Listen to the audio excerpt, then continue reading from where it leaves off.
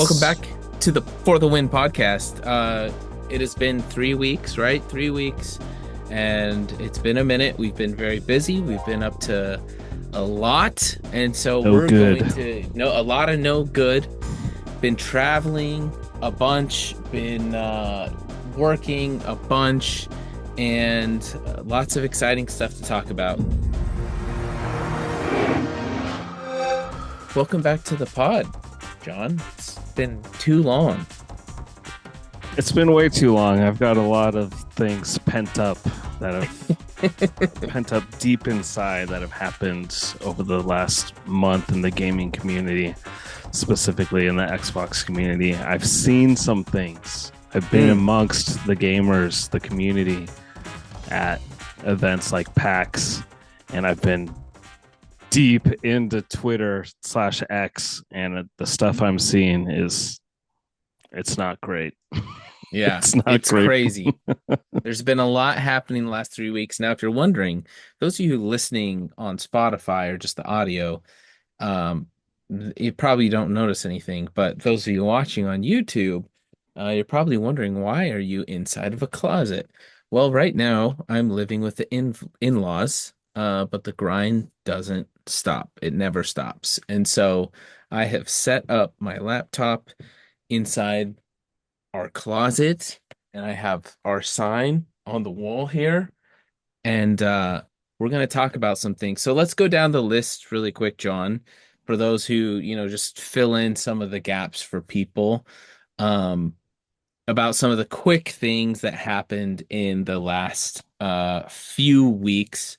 And I will start by saying one of the things I'm most excited about is around last week, uh, Tony Hawk revealed on a podcast saying that he is talking with Activision and they are working on something actively that, quote, the fans are really going to appreciate. And so Yes. that is extremely good news.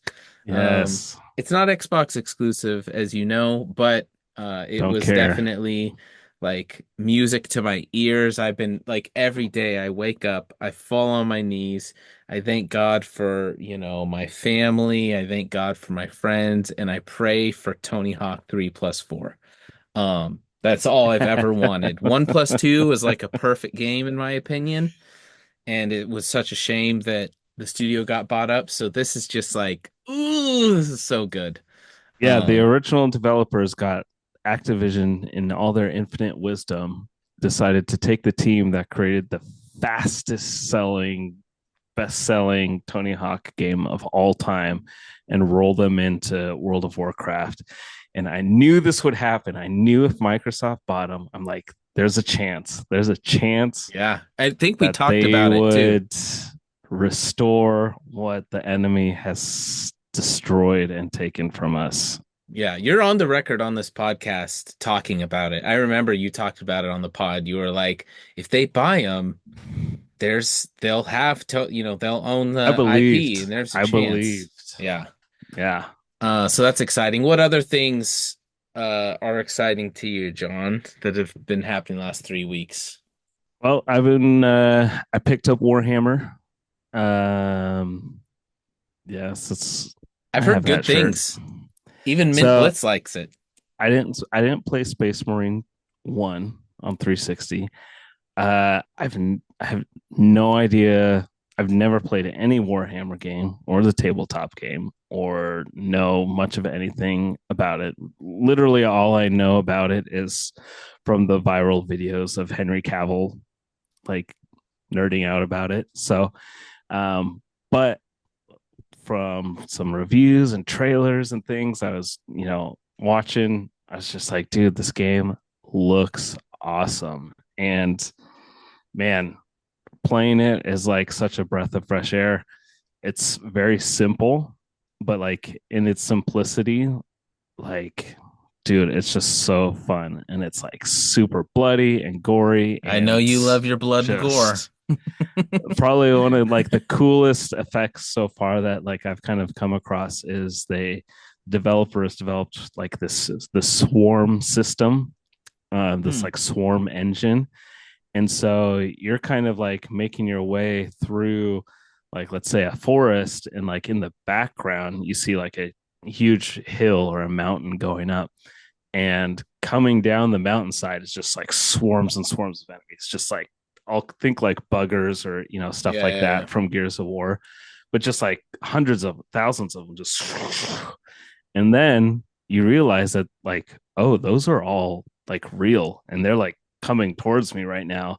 And so you're like on like an elevated like cliff or something, and then they just start like piling up, and you have to like shoot the That's pile to keep it down. crazy. Otherwise, they just like swarm and then get up on top, and then they just, get Dang. after you. So it really has it has like this feel similar to like the first like Borderlands game, where if you got into like an encounter with enemies, you always felt like you're just like on the brink of death, and like you just can like barely pull it off that you win. And so like when you're done with an encounter, you're like at one bar of health and like have to heal and all this stuff. So they keep Nice. like that tension of like, this is getting too much, too much, too much. And you pass it. That's So fire. really fun. I've played some of the campaign, but I like hopped into like the PvE, which is like a 3-player co-op, just playing with like randoms online. And you do just kind of like these missions, and that's really fun. And dipped my toes in the multiplayer, like horrible at it. Don't quite have it figured out, Yeah. um, but yeah, no, that's been my kind of highlight of the last couple weeks or so. That's fire. Yeah, it's been on my list for sure. I have a buddy who actually works for Warhammer at their flagship or whatever location in Orange County. You've probably been there. Uh, and he works for them, and he told me, um, he's like, yeah, since the game's come out, tons of people are coming into the store. Tons. Yeah, And he's like, and it's crazy, right? We is could that like have the Games whole hate, Workshop? yeah, we could have the whole Halo discussion about this and how, what this could have been. But he's like, yeah, tons of people come in every day and they're like, teach me how to play Warhammer. He's like, he's like, well, it's not like, it's not that simple. Like, there's a lot to it. Yeah, And Warhammer has lore. There's like a right. ton of lore. So he's just like, Ton of lore. he's like he loves it because people are getting into it, but he's like, it's like you Yeah, can't. It's kind of like maybe like D&D or like some of these other games where it's like you don't just like sit down and it's not like tic-tac-toe where you're just like teach me how to play. Well, you just do this, and it's so but he said it's been like crazy because people are coming in and wanting to play and learn and are yeah, excited that's about it, which is so awesome. so cool. Um, and so, yeah, I want to get the game. I want to play it with him. He said it was awesome too. But I mean, he's a Yeah, Warhammer fan, so I was kind of like, of course, it really does just kind of harken back to like a 360 era game where yeah, it's like feature complete. It has three different shocker. game modes. It like works, it's and what's like really crazy to me is how gamers have responded to it and like how well it's been selling compared to how critics have responded to it. So PC Gamer, who, that's like an established, Sure. you know, entity. People know PC Gamer. They gave Space Marine 2 a 60 out of 100. And guess what they Okay. gave? Guess what they gave the Golem game when it came Oh, out? there's A no way. 63. They gave What on Golem a earth? 63 and Space Marine 2 a 60. And it's just Ugh. like, are you are you kidding me? This is like a totally like complete game that Yeah. works. The graphics are awesome. The story so far is good. Like it's fun. And it like scores lower than Golem, which is like regarded That's as why one of no the one trusts most these scuffed magazines and games of stuff all anymore. time. Exactly. Like there's no credibility there. There's no trust. Nothing. It's insane to me. Insane. I didn't know that. Yeah, that's crazy. And you're right because about the like harkening back to old games because we can move on, but I will say I watched Mint Blitz's video on this and he said that the developers um I think he said they were some of them were old Bungie employees. And they were just kind of like they kind of went in with the same attitude of, is this fun? Is this fun for us? Like we're going to make the game that we want to play. If it's not fun, then we're not going to do it type of attitude. Yeah. And people are responding. Obviously not Right. PC gamer because they're idiots. But like fans are responding and you love to see it. Um, Yeah. so anyways, the only other two things, oh, there's three things. So the new controller hardware drop, friend requests coming back, and then the Halo 3 anniversary, and Marty actually tweeted out a clip of the podcast, which was pretty cool. Was not expecting that. Marty O'Donnell, Marty O'Donnell. Um, big fan of our work. We're a big yeah, fan of but his. we're huge fans of his, man. He's awesome. What do you think about the new controllers? I love Transparent. them. I love them. The colors are sweet. I'd like to see some consoles in the same colors. I think that'd be sweet. I I love my Series S, but if something cool, Series X special edition came out in a I cool could be color, I convinced. wouldn't I could be wouldn't convinced. say no to that. I'm a little bummed that the new translucent colors that they just announced are for the elites, not so much for the price or whatever. The elites are too heavy for me. Like I Well, don't I just never really used the paddles that much. It kind of hurt my hands because it was an I never got you unnatural. yeah, I never got used to paddles either. That's too heavy. Like just Yeah. like I didn't mind the weight, but the paddle, I was just like, there's no use for it. It's just weight. That's all I'm paying for. So, and also, I don't think the quality is always the best because my leather just started, not leather, but the like leather handles, whatever, a rubber, it started to just come off. Like, and I'm like, yeah. dude, I paid over $150 for this to come off. Like, no, I'm Yeah. good. Like, but Yeah. you're right. The colors are sick. I love translucent. I think it's making it like the Y2K aesthetic, gonna make a huge comeback. And I said it on the last podcast 3, 4 weeks ago. They just need to keep going. Like Mm-hmm. get that to the consoles, get us a green controller like the original, like the Halo green transparent. Get us a console that's transparent, maybe green like the Xbox, like some different colors. Ooh, man, Yeah. that would crush. Because you saw the PlayStation 30th, right? Right. They So, I that makes mean, me want to buy a PlayStation 5, and I don't even know what games I would play, but I love it. Like that's yeah, the there's nothing power really to of play, but Spider-Man. But that's the power of like doing this kind of stuff, I think. right, right.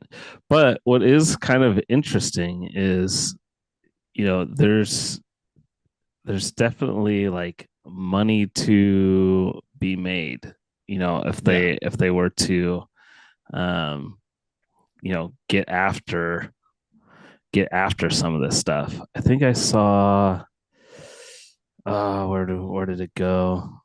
I saw a number that John Friend just he was talking about kind of their upcoming plans for Xbox like merchandise and things like that. Mm. Um, let's see.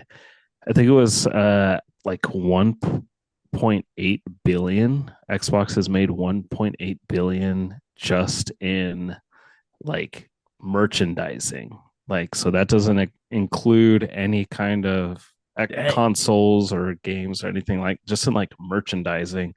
It's like a almost $2 billion industry. And I don't even Uh, think their merch is always that good, but apparently I do not have the taste of the people because they're making money. Like, yeah, like, okay, so yeah, we're talking merch, right? So like when I saw this shirt, I was like, yeah, I'm gonna buy it. Like it's classic. It's Xbox Live. Also, Xbox Live is retired now. It's a thing of the past. So, there's something uh there's something in that. And then there's they had the Xbox dashboard one. Oh, wait, here it is. So then they dropped the what was this called? The Halo Classic I forget what word they used. Um, but the classic Halo hoodie, and I of Yeah, course am like, gotta grab it, love it, I'm all about it. Um, but like I have a very specific kind of like taste, I guess. I lean heavily into here it is, the 360 dashboard. I mm, lean heavily into like the nostalgia and the classics. I really am not a fan of the modern stuff that they've put out where sure. it's just like I don't know. So that's wild to me to hear that they're making billions off of all the merch because they've only gotten, you know, maybe $200 from me, but Yeah. interesting. Interesting. Well, friend requests are back. How do we feel about that? I feel like I won't even notice. Yeah, probably won't even notice because I mean, I feel like the social features on Xbox and on just games in general are just kind of scuffed Yeah. at the moment. Xbox One introduced they tried to make friends like more they tried to make it more like social media so that you're instead of just sending someone a friend request you're following them. Um and I know it was like an issue on 360 when you could only have a certain number of friends, and so like there was like actually a cap there back in the day, and then like they changed it to followers so that you could have as many followers as you wanted but not have them take up room on your friends list. Um but man, I don't like I rarely even like talk to people or send friend requests to people anymore. It's not like it was in Yeah. 360 where you played a good game with someone and you added them right then and there and you like kept playing together. um Yeah. Well, because we didn't have social media, that was our social media, and that was a way to like connect with people online. There was no Instagram, none of these things existed. So it was kind of like the only outlet for that. But now it's like we have too much of it, and it's like, yeah, yeah, we have our friends, we have people, like very rarely are you going to just like add a random. yeah, I mean, another issue too is all these games are like live service now, and so they're all like run through like Epic or Activision or something like that, and they all have their own friends list, Right. and they all have their own like gamer tags or screen names or whatever you want to call Yep. it. Make an account. La da So da da like da.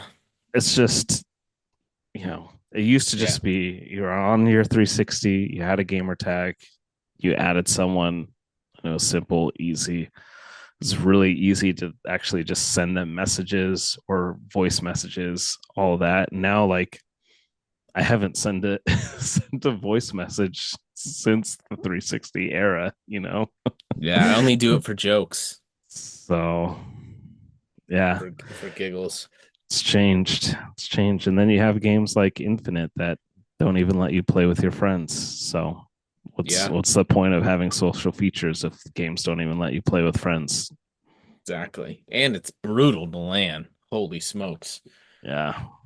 Um, Also it's the Halo 3 anniversary, um, which is cool. Halo 3, arguably one of the greatest Halo games of all time. And Marty actually tweeted out a video from our interview with him. And it didn't even have to do with Halo 3, which I thought was kind of odd, but when I asked him the question about John Mayer playing in the Halo 2 soundtrack, um, and he talked about it. He tweeted that out and just said, "Remember Halo 2, yada yada yada."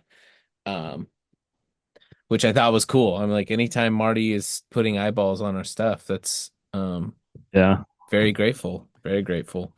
You believe that was a Um, year ago? I know. I want to do a follow-up.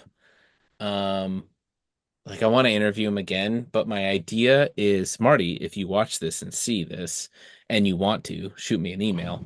But I actually want to like do a deep dive into the audio side of things and Mm, like take Halo 1 and be like, okay, um, you know, t talk about this a little. Like maybe it's not that deep. Maybe he doesn't have anything to say about it, but my most interesting thing when talking to him was hearing him talk about some of the audio stuff. So like the menus and going like, right.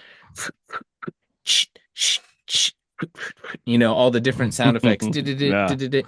and talk to him about those. Like, okay, this sound effect, like, where'd you get it from? Like, did you try some other things? What was the process? And like, okay, the death sounds. Like, because I have a folder that has like every audio sound effect from Halo 1 Hmm. in it, right? So it's like Death Sounds 1, Death Sound 2, Death Sound 3, all the way to like 30 or something, and Yeah. be like, all right, talk about death sounds, and like deep dive into just all the different areas of the audio. For me, as a kind of, as Ray Ray says, we're audiophiles, Henry. Uh, I just think that'd be interesting. Yeah, So Marty, if totally. you if you're down to do an episode like that, where we really get into the nitty gritty, we could spend an hour on each Halo, 1, 2, and 3. It'd be fun. Okay. Do you want to talk about Assassin's Creed, the just brutal Assassin's Creed stuff, or do you want me to talk about my trip to Japan? Uh, gosh, they both have to do with Japan, huh? Yeah, I was in the belly of the beast. Oh, the belly of the beast. I think we should hear about your Japan trip. Okay, so I'm not going to get into the context of how I ended up going on a last minute Japan trip and everything and everything. I just want to share with the podcast the things that stood out to me the most. I'm going to do something on my own channel and just kind of get more into like the whole trip, I think. And I also did film the YouTube video there, which is really exciting. But Japan was amazing. If you're a gamer, it's just like a paradise. They have like a whole city. It's called Ikihabara, and it's just like a whole city dedicated to, what we would call nerd culture, like anime, video games. The like but like all of it, so you're just going to this main central part of this city, and every single building, like, just, think downtown Seattle, but cleaner, and there's just lots, like, every building isn't random stuff. It's like video games, books, anime, DVDs, physical media, and you're just Ah, going from building to building to building to building to building. It is just totally crazy, unlike anything I've ever, experienced. It's kind of like, Frank and Sons. Um, if you've ever been there, Frank and Sons in Southern California, but like on crack. It's just like a city version. So that was incredible, right? Because we're big physical media people. And so just to go there and be in a place that is just so dedicated to physical media still. I mean, there was entire, like a think of a if you've ever been in a Barnes and Noble before, but it's CDs, and it's like, wow, they love their physical media still. They still have a yeah. value on it, and it's not a bunch of Americans there shopping. Like, there's just Japanese people going there and buying CDs and buying games and things like that. And so I was like, dude, kid in a candy store, just absolutely insane. Um, and so I spent a crap ton of money and I bought a crap ton of stuff and the prices were just Yeah. unreal. Um, and so that side of it was amazing. The food, obviously, incredible. Um, I got a and little bit of it right here. yeah, so getting that through TSA, that is a light gun, if you don't know, from what's it called? Uh Time gosh, crisis. Time Crisis. I'm blanking. Time Crisis, an arcade game that I grew up playing, which I love. Um, they had a bundle. There it is, right there. And it was a PlayStation light gun and that for like, I don't know, 25 bucks or something.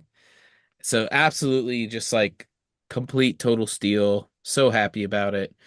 Um, and so that was really cool to see, right? But then the other part that was really epic was we were not just hitting like all the shops, we were also going out to Japan's equivalent of like kind of Goodwill. Yeah. Um, and they're called Hard Off. And it's really like if you've been on YouTube or anything, you may have seen it, but they're very common stores, and a lot of people go thrifting for video games there. And so we were hitting every hard off like kind of in the city, but then on the last day I was like, Ryan, like we need to like go find the deals. We need to go where like most people aren't willing to go. And so we literally traveled Mm. like an hour by train just out of the city and basically crawled our way back and hit every hard off store on the way back. And so we were just out in the middle of nowhere. Um, and we just hit every hard off. And that's where things started to Yeah. get really out of hand. Because you would just come across like I like as like collectors wouldn't people who don't collect won't understand this. But if you go right now, like if I leave uh if I leave my house tomorrow and go, okay, I want to go find some boxed N64 games. Mm. That's going to be really hard. Yeah. Like it's like I can think of one place, the place you and I visited, where I could buy like maybe 10 Yeah. that like that they have and I it'll have be almost none. yeah, and they'll be so expensive. And every single one will be at least 25, 30 bucks or something like that. Like complete in Yeah. box, like Depends on crazy. what they are. Usually they're very You expensive. and yeah, even way more, right? Well, in Japan, when all these stores we went to, these hard offs, now granted, it's all Japanese. So if you're an English collector, it's no good. But I don't care about that. And honestly, oftentimes the Japanese art is even cooler than the American art. And so if you Yeah. like to collect the boxes and the art, I know you had me pick up some stuff for you. I'm telling you, Yeah, I've got I got them right here. yeah, we would show up and I would just look like at a whole row of N64 games complete in box for as little as like see it was like 1,200 yen. So we're talking like $4 to $6. I mean, just like so out of control prices that you're just like, and the yet the dollar's really strong right now over there, but it was just like so mind blowing that I was like, I don't know what to do. Like I can't like this. I'm in So Japan. like How can I this pass this up? so like this Japanese version of Smash Bros. It was like a N64, dollar. That was a like a dollar. dollar. Yeah, It's easily like 50 bucks on eBay right now. 30, 40 to easily, 50 bucks. Uh, easily. I had you pick me up a Japanese copy of Halo. Yeah, I couldn't find the Unfortunately, no box. case. Yeah, the box. But talk I about was looking for the Xbox being case. the state of Okay. Xbox in Japan. Yeah, and if this meeting ends because we're recording on Zoom scuffed, we'll just end it and restart it. I'll send you the link. So, so that was like a dream come true. What was crazy is, we've talked on this podcast for years about, well, last year and change, and we all know like, oh, Xbox didn't do well, like initially in Japan, and it's never really done like caught on and blah blah blah blah blah. Right.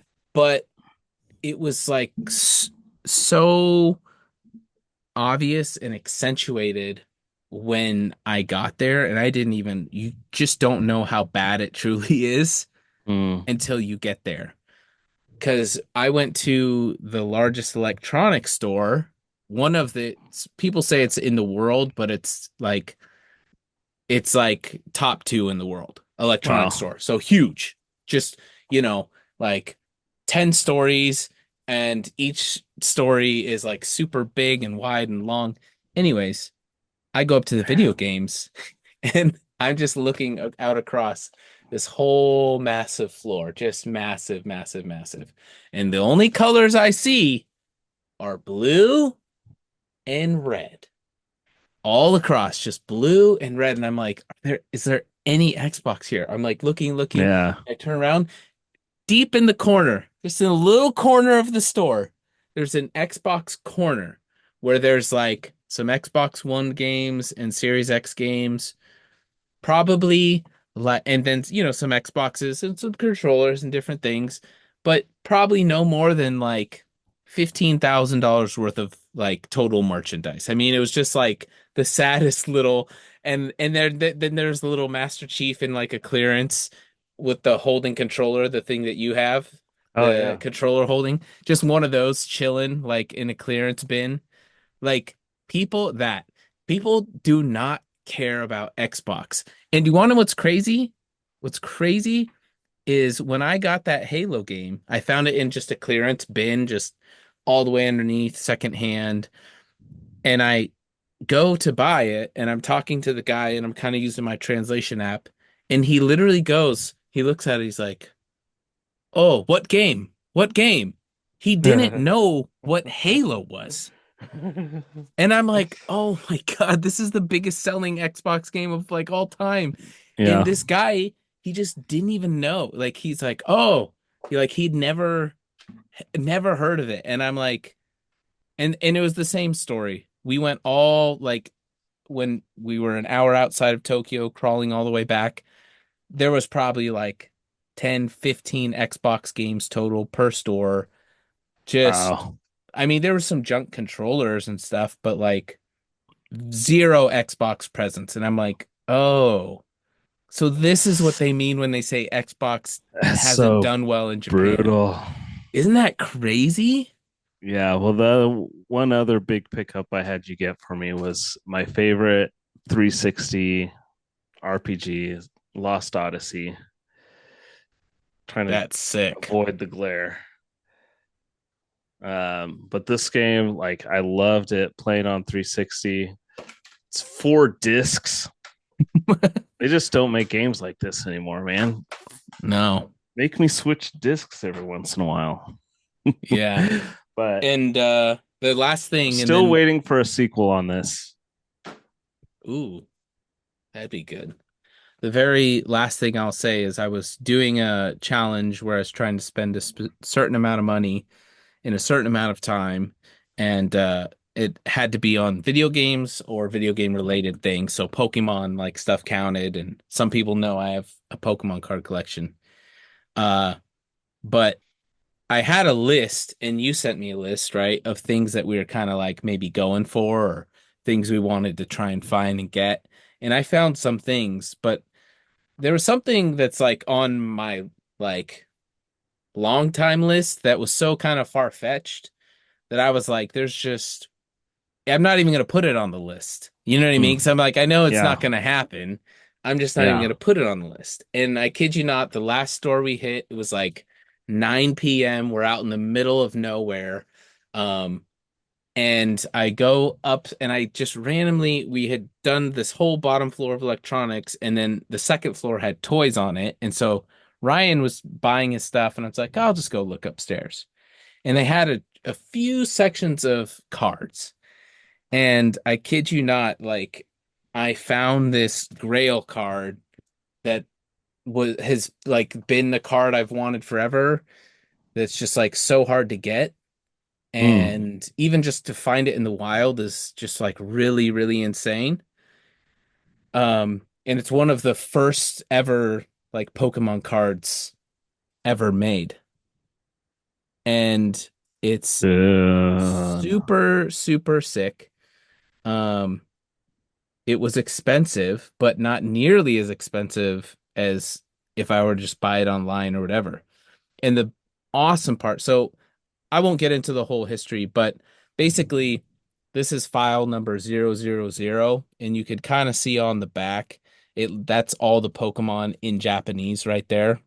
yeah, Um, and so that's so cool. I love this card because it just really encapsulates like the hobby. It reminds me of like when I was a kid and this like Ken Sugimori art of like just like the love for the Pokemon, and it's just like such a fun card, and I think it just really sums up the hobby really, really well. But Yeah, the cool part to me is that like I found it in the wild in Japan, yeah. just like there's a story, and the lady was like, "Oh, very expensive, very expensive." And I was like, "Yeah, like I gotta get it." So it was 2,200 yen, and you can do the math on that if you want. But this was like the cherry on top. 22,000 yen. Yeah. So this is like the cherry on top for the whole trip. It was just like so sick. Wasn't expecting it, but this has been like one of the top cards I've ever wanted to like somehow get. So Um, cool. and nailed it at the buzzer, which was like just like the coolest thing ever. Yeah, Um, on a so whirlwind this, trip to Japan. yeah. So this is like gonna stay like when we road trip from California to Washington, I kept this in my backpack the whole time. Like I'm not putting this in U-Haul. Yeah, This is not like everything can get stolen. I yeah, don't want this to get stolen. yeah. So pretty cool. Very cool. Pretty Very cool. cool. Let's talk about Ubisoft and what's the latest. We don't need to rehash all the old stuff. If you want to get all the old stuff, we talked about it on previous episodes, but they haven't been doing well. Nope. And Their their stock was CEO at released it. like $2 a share. And what did their CEO say? Give us the skinny. The skinny, first of all, it gives me hope that maybe one day I can run a huge corporation like Ubisoft because you clearly, I don't know what qualifications you need to have this job, but like they clearly are so far out of touch with like what gaming is and who gamers are. Like it's literally insane to me. So there was a leaked memo. First thing they say is Star Wars Outlaws sales were softer than expected, despite solid ratings. And it's Yeah. doing balloons for some reason. I think my Logitech. No, it does that like on a Skype thing. I don't know. So Soft, hard. Okay. yeah. So it's like, okay, I don't the corpo speak of, judging how well your game is selling by using hardness. Just it's like, dude, your game bombed. Like, move on. Um He says, despite solid ratings from players that recognize the game's faithful transcription of the original trilogy's essence and richness, because you got to remember it takes place during like episode 4, 5, and 6. I can't remember where, but he's talking about like the only people that rated it positively were like the critics. And it's like the critics aren't the ones buying the games. Like Right. you're trying to You're make sending games it for to them. critics? And so it's like you don't even know like who your audience is if you're trying to just like please critics.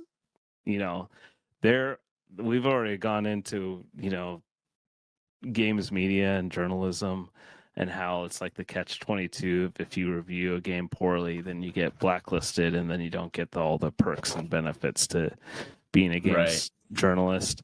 So one, he doesn't know who he's trying to sell games to. He just thinks Star Wars big name, that's going to sell. Let's just ship something, so he lists like a whole bunch of things that they want to improve. And he says, in today's ultra competitive market, players expect extraordinary experiences and ultra polished games on day one. No, we don't. So ultra polished is a myth, man.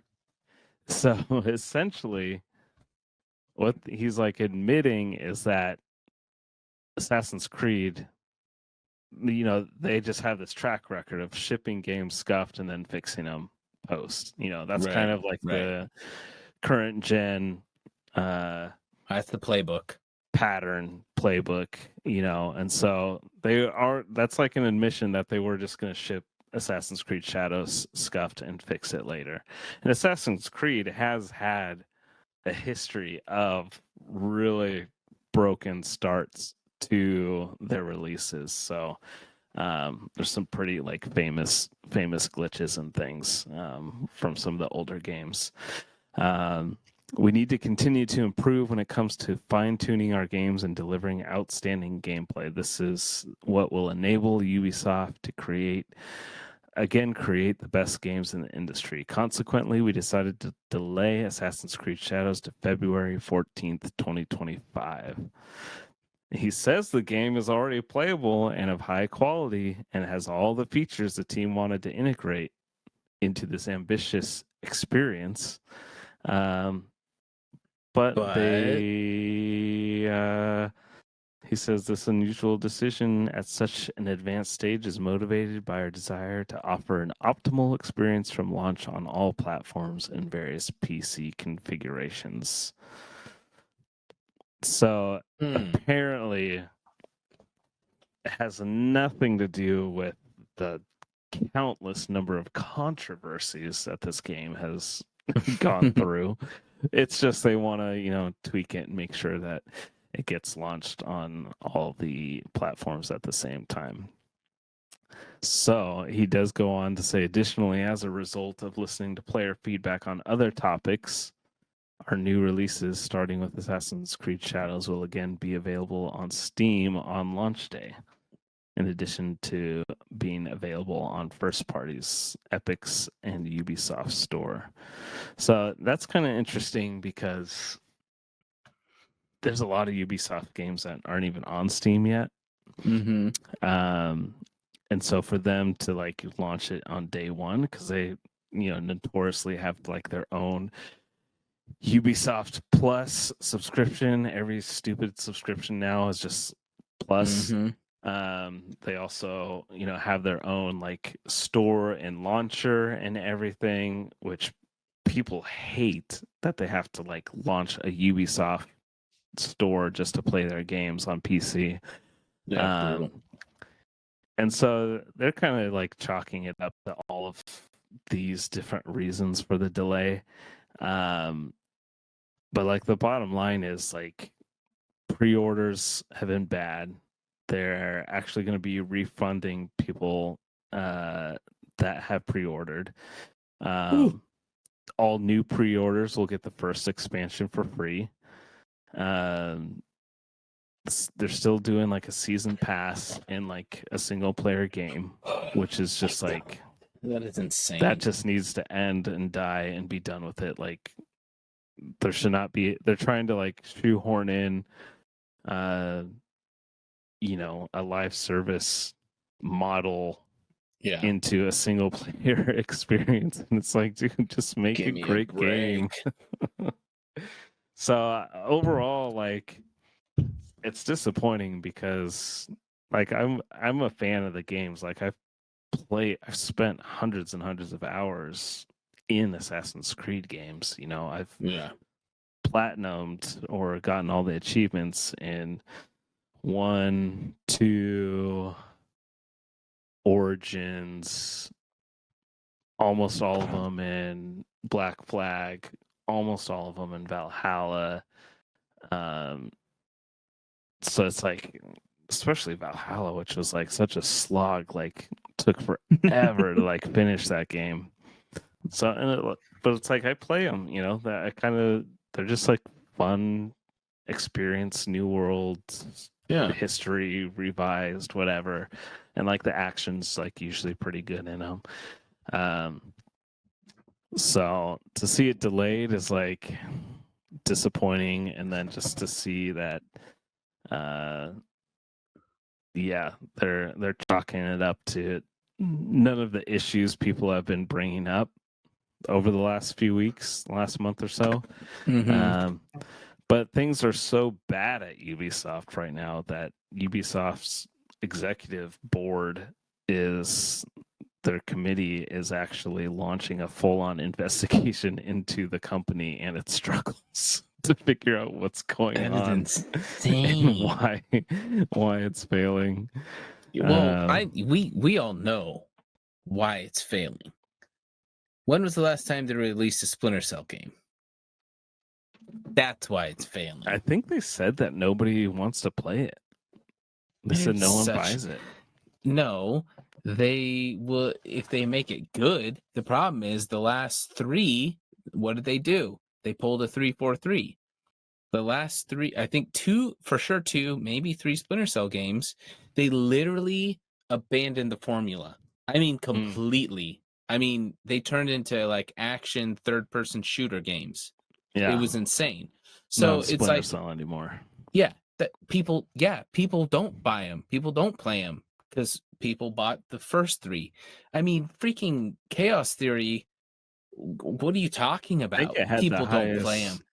Yeah, I think Chaos Theory had the highest score ever in OXM. It was like a I remember that or something like that. Yeah, crazy. Yeah. And it was like for the Xbox at the time, just absolutely bonkers, like incredible. Right. So yeah, I'm not buying it. They need to do an investigation and realize, like, yeah, they just suck at making games, and they're out of touch, like fully, because people beg for Splinter Cell. Like it's a super strong IP for the Xbox specifically. So I predict that the CEO of Ubisoft will be gone before the end of the year in the next 3 months, because you don't keep your job as a CEO if your company's stock drops to a 10-year low. Yeah, like not on my watch. The Ubisoft investors are furious. So, and who's to say that all the pre-orders that are canceling, who's to say that they'll reorder, they'll re-pre-order in February or later on, because it's like nothing they've shown has like been good. There's been breakdowns of like the trailers that they've released, and there's like tons of like errors and graphical glitches in the trailers. Like this is like the best of the best, that you want to show off your game and show the entire world your game, and like they sheath the sword and it doesn't even go into the sheath, and it like sticks out like out of the sword, out of the sheath or whatever, like stuff like that, just like constantly happening. Yeah, and the thing is, like, fans will put up with so much if the game's fun. You know what I mean? Like all that stuff. It's like if the game is great and fun, fans will call that charm. But if the game is not fun and it sucks and it's boring and it's all these other things, then they're like, yeah, that's on top of everything else. You're like, oh, this is trash. So I wouldn't be shocked either. I think that's a pretty safe because they canceled their appearance at the Tokyo Game Show too. They were supposed to have a booth there, but they've been catching a lot of flack because of all these white people at Ubisoft who are trying to be sensitive to Japan, have instead just greatly offended the Japanese people. Yeah, for sure. For sure. Well, the Tokyo Game Show is going to be in a few hours, and we're just missing it. I But might stay up for it. next 3 week, a.m. next week we'll cover it. And let's also talk about next week the 25th anniversary of Xbox and Xbox having a moment. We'll save it for next episode because I'm in a closet. My wife is sleeping right there. And if I don't wrap this up, she's not gonna be happy. So, yeah, so we'll talk about that next week. I think Xbox we were talking about it before the show, but there's a huge opportunity for Xbox to like really press their foot down on the throat of Sony. And we say console wars are over and all this and all that, but the reality is just getting started. Yes. Yes. For me, it will never die because I grew up in the console war generation. So I always want to go to battle. Shout outs to Concord. Nice job, Sony. I heard rumors that Sony was originally going to charge less for the PS5 Pro. And then they added $199 to the price to help cover their losses for Concord. Because they lost some $400 million on Concord.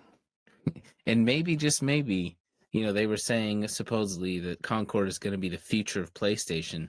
Maybe they were right. Maybe it is the future of PlayStation. If Xbox plays their cards right. No, it'll never die because Japan they're so diehard. Like, anyways. Yeah. Cool.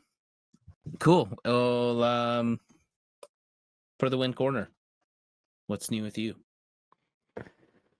Well, I'm gonna do a little wholesome moment.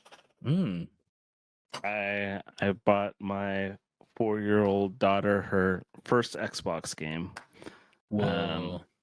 Got her Connectimals.